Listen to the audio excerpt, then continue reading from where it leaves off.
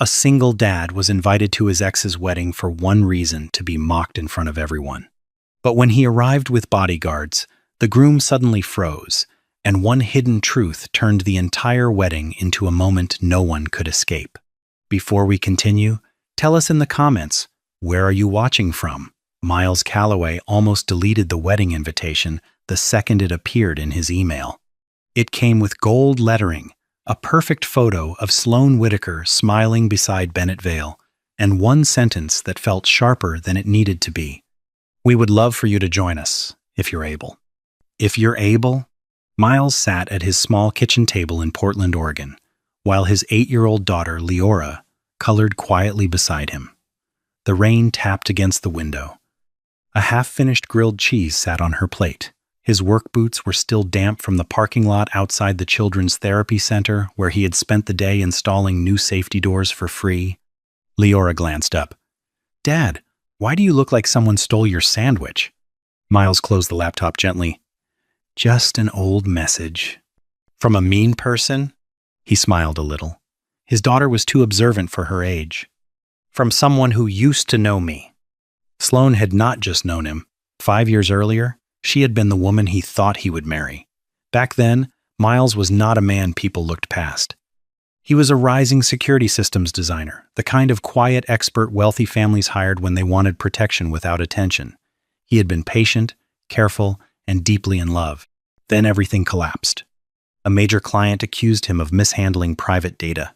His name was pulled from contracts. His savings disappeared into legal fees. Sloane's family stopped inviting him to dinners. And Sloane, who once held his hand through every hard thing, slowly began believing the version of him everyone else repeated. Unreliable. Desperate. Finished. The worst part was not that she left. It was that she left politely, as if kindness could soften abandonment. Now she was marrying Bennett Vale, a polished investment consultant with camera-ready teeth and a habit of looking through people instead of at them. Miles should have ignored the invitation. But 2 days before the wedding, a woman named Arden Pike came to his workshop. She wore a gray coat, carried herself like someone used to being underestimated, and asked if they could speak privately. Miles nearly refused until she placed an old photo on his desk. It showed Bennett standing outside a hotel in Seattle, talking to the same man who had signed the false complaint that destroyed Miles's career. Miles felt the room go still. Arden was not dramatic. She did not promise revenge. She only explained that Bennett had been using Sloane's family foundation as a shield for years, moving donor money through fake security contracts. Miles's ruined name had been useful because nobody listened to a disgraced single father. "Why bring this to me now?" Miles asked. Arden's eyes softened. "Because he's getting married tomorrow. Once he's inside that family legally, the records disappear." Miles looked toward the tiny office window, where Leora was outside feeding crackers to a stray cat near the curb. He had spent years teaching his daughter that bitterness was a heavy thing to carry. He could not walk into a wedding for revenge. But he could walk in with the truth. The next afternoon, Miles arrived at the Garden Estate in a navy suit he had bought on clearance and altered himself.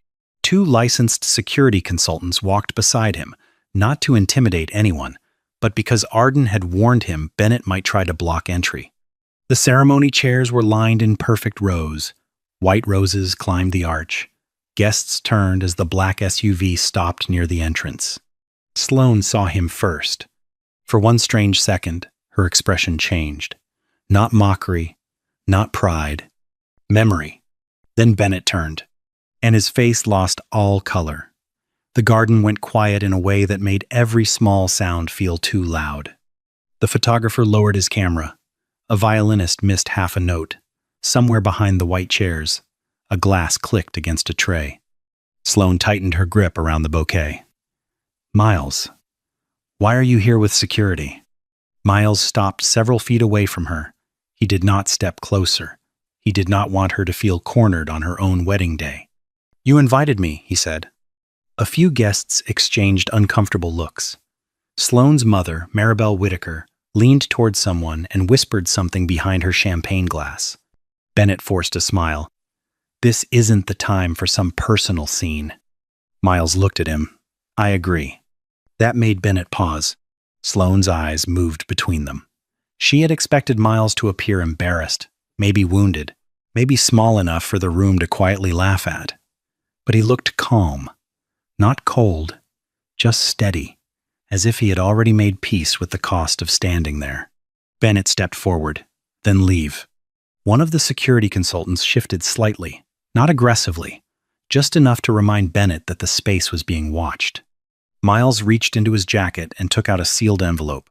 "I'm not here to stop a wedding," he said. "I'm here to give Sloane something she should have seen before she signed anything." Sloane's breathing changed. Bennett's hand moved toward the envelope. "Give it to me." Miles did not move. That was when Sloane noticed it. Bennett was not angry like an innocent man being interrupted. He was frightened, like a man recognizing a locked door he thought he had buried. "Miles," she said softly, "what is inside?" He looked at her, and for the first time in 5 years, the old tenderness crossed his face. "Documents," he said. "Payment trails, false contracts, messages, and a sworn statement from the man who accused me." The color drained from Sloane's face. Maribel stood from the front row. "This is inappropriate." "No," Sloane whispered, still staring at Bennett. "Let him finish." Bennett laughed once, too sharp and too thin. "You're really going to listen to him? Today?" Miles lowered his voice. "You used my company name to hide fake security invoices through the Whitaker Children's Foundation. When the audit got close, you paid someone to blame me." The words landed quietly, but they moved through the guests like a wind through dry leaves. Sloane turned to Bennett. "Tell me he's lying." Bennett opened his mouth. Nothing came out. That silence did more damage than any confession could have. Miles saw Sloane's fingers tremble around the bouquet. He remembered those hands holding coffee cups during midnight work sessions, fixing his tie before client meetings, touching his daughter's cheek the first time they met. He had told himself he stopped loving her. But seeing her stand there, surrounded by flowers and polite faces, realizing she had been used too, something in him softened instead of hardened. This was not victory. This was grief. Arden Pike stepped out from behind the last row. She had been waiting there, dressed like any other guest, holding a tablet against her chest. "Sloane," Arden said, "I'm sorry. Your foundation attorney has already been contacted. These records were copied to the board this morning." Bennett turned on her. "You had no right." Arden's expression did not change. "I had every right. I'm the one who found the missing donor accounts." Sloane took one step back from Bennett. It was small, but everyone saw it.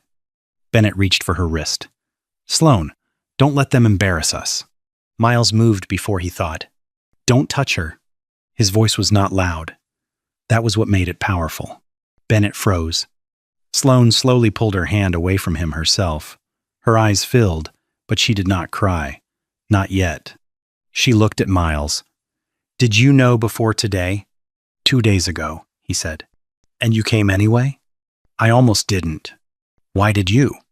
Miles swallowed. "Because once, you believed in the best version of me. Even after you stopped, I didn't want you trapped beside the worst version of him." For a moment, the wedding disappeared around them. Sloane looked at him like she was seeing not the man she had dismissed, but the man she had failed to recognize when the world turned against him. Bennett backed away, reaching for his phone. One of the security consultants spoke quietly. "Mr. Vale, the county investigators are already outside. You should not delete anything." For the first time, Bennett had no polished answer. Sloane looked down at her wedding dress, then at the aisle waiting in front of her. Then she placed the bouquet on an empty chair. Sloane did not run from the aisle. She did not throw the ring. She did not make a speech for the cameras. She simply stood in the middle of the garden, surrounded by white roses and silent guests, and removed the veil from her hair with shaking hands. Bennett stared at her like he could not understand a world where his charm no longer worked. "Sloane," he said carefully, "think about what you're doing." She looked at him then, really looked at him. "I am—" Her voice was quiet, but it carried. Bennett's jaw tightened. "You're going to believe a man who came here with bodyguards to embarrass you?" Sloane looked toward Miles. He had not moved closer. He was standing exactly where he had stopped, giving her space to make her own choice. That hurt more than anything. Bennett had spent months guiding her decisions with polished words, gentle pressure, and half-truths. Miles, even now, was not asking her to choose him. He was asking her to choose herself. Sloane turned back to Bennett. "No. I'm believing the silence you gave me when I asked if he was lying." Bennett's face changed. The softness disappeared. For one brief second, Sloane saw the cold calculation underneath. County investigators entered from the side path with Arden. They did not create a scene. They spoke to Bennett in low voices, asked him to step away from the ceremony area, and requested his phone. Guests turned their faces down, uncomfortable with how real the moment had become. Maribel hurried to Sloane's side. "Darling, we can manage this privately." Sloane almost laughed, but there was no humor in it. "That's what we always do," she said. "We manage the truth until it becomes someone else's pain." Her mother went still. Miles felt those words more deeply than he wanted to. For years, he had imagined this moment differently. He thought truth would feel like a door opening, like fresh air after being trapped underground. Instead, it felt like watching someone else fall through the same hole he had survived. Sloane walked toward him slowly, the hem of her dress brushing against the grass. "I'm sorry," she said. Miles breathed in, but the words did not come easily. Sloane's eyes shone. "I should have asked harder questions. I should have stood beside you when your life was falling apart. I let other people tell me who you were." Miles looked past her for a moment, toward the arch, toward the guests, toward the life she had almost stepped into. Then he looked back. "I was angry for a long time," he said, "but I didn't come here for an apology." "I know," she whispered. "That's why it matters." The wedding ended without music. Some guests left quietly. Others stayed to give statements. The caterers packed away untouched plates. The white chairs remained in rows, facing an altar that no longer meant what it was supposed to mean. By sunset, Sloane had changed into a simple cream coat from the bridal suite. Miles found her near the estate's back garden, sitting on a stone bench beneath an old maple tree. For a while, neither of them spoke. Then Sloane said, "Does Leora still like strawberry pancakes?" Miles smiled before he could stop himself. "Every Saturday, with too much syrup." "She was so little when I last saw her." "She remembers you," he said. Not clearly, but kindly. That broke something in Sloane. A tear slipped down her cheek, and this time, she did not hide it. "I don't deserve that." Miles sat beside her, leaving a careful space between them. "Maybe not today," he said, "but people can become better than their worst mistake." She looked at him. "Do you believe that?" "I'm trying to." Weeks passed before they saw each other again. There were investigations, resignations from the foundation board, and a public statement that took responsibility without turning Miles into a prop. His name was cleared. His security work returned, slowly, through people who respected quiet competence more than rumor. Sloane rebuilt the foundation with Arden, this time with transparent records and a new rule. No donor, board member, or family name stood above accountability. One rainy Saturday morning, Miles arrived at a small cafe with Leora. Sloane was already there, nervous, holding a paper bag from the bakery next door. Leora looked at her, then at the bag. "Are those strawberry muffins?" Sloane smiled softly. "With too much icing." Leora grinned. "Dad, she gets it." Miles glanced at Sloane, and for the first time in years, the silence between them did not feel like damage. It felt like a beginning. Outside, rain slid down the cafe window. Inside, 3 cups of hot chocolate steamed on the table, while Leora talked about school. Sloane listened like every word mattered, and Miles finally let his shoulders rest. Not every love story returns the way it was. Some come back quieter, wiser, and strong enough to tell the truth.